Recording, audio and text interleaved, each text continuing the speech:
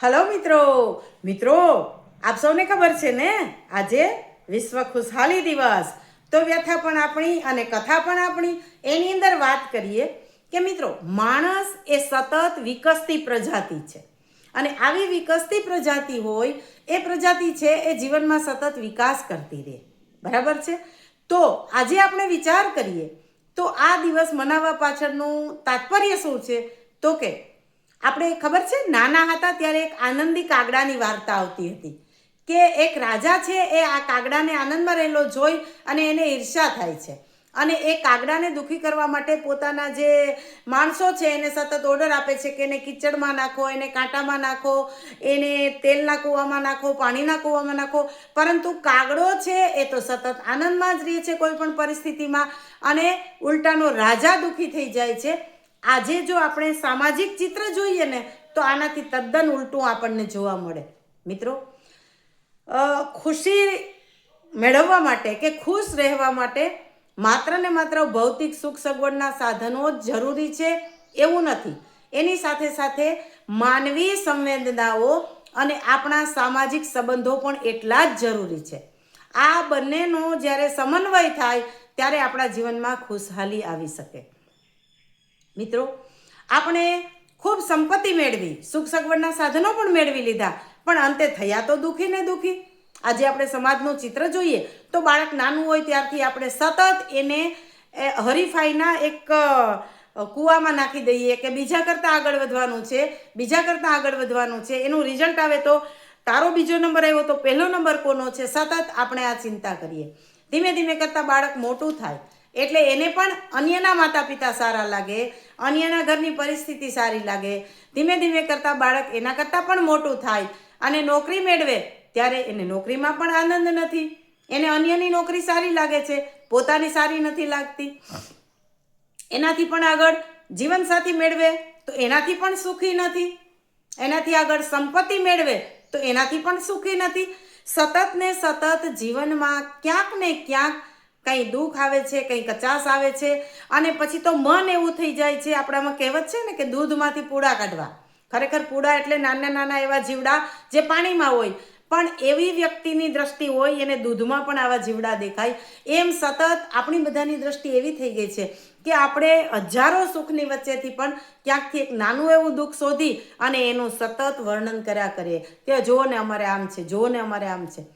પછી એક કપલ છે એને બાળક પણ આ દુનિયામાં લાવવું નથી, ઝંઝટ લાગે છે. આમ તો મોટાભાગના યુવાનો છે એ અત્યારે લગ્નથી જ ભાગે છે કે ભાઈ હું એકલો સુખી છું, મારે ઓછી ઉપાધિ છે કે હું બીજી એક ઓછીની ઉપાધિ લઈને આવું અને પછી એવી ઉપાધિને મારા ઘરમાં રાખું. દીકરીઓ પણ આવું જ કહે છે કે મને મારી રીતે સુખી છું અને મારે અન્ય લોકોનું માનવું, એના કંટ્રોલમાં રહેવું, આ બધું મારે શું કામ કરવું જોઈએ?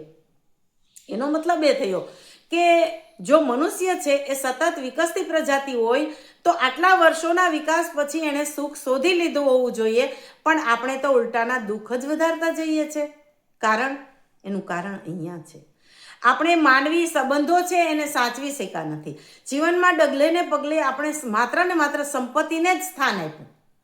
જો મેં હમણાં એક ઘટના જોઈ કે મારા 96 વર્ષના મારા પપ્પાના મોટા ભાઈ એટલે મોટા બાપુ અને લગભગ 83-84 વર્ષના મારા ફઈબા જ્યારે એમની ઘરે આંટો દેવા જાય ત્યારે એ બેન ભાઈ જે બાળપણમાં ખોવાઈ જાય, જે નાની નાની પહેલાંની જે વાતો કરે કે તને ખબર છે ભાઈ પછી આપણે નાના હતા ને આ ખેતરમાં કેવું આવું કર્યું હતું, અરે આપણી ગાય છૂટી પડી ગઈ હતી, અરે આપણું નાનું વાછરડું છે એને ખીલેથી છૂટું પડી ગયું ત્યારે આપણે કેવા દોડ્યા હતા કા.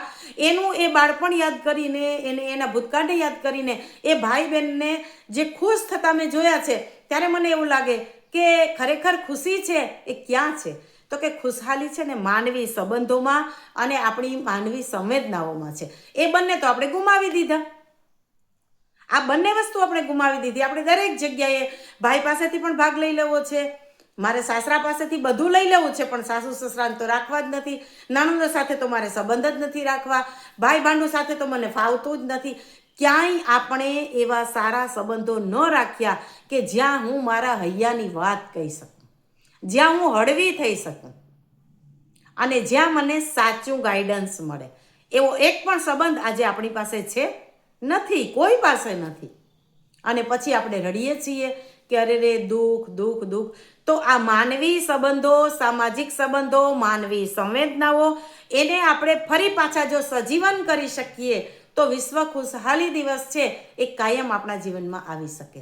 તો ચાલો ને ફરી પાછી આપણી માનવી સંવેદનાઓ કે જ્યાં સંપત્તિનો કોઈ વિચાર નથી, આ મારો ભાઈ છે, આ મારી ભાભી છે, આ મારા માતા પિતા, આ મારા સાસુ સસરા, આ મારી નણંદો, અરે અમે બધો એક પરિવાર છીએ.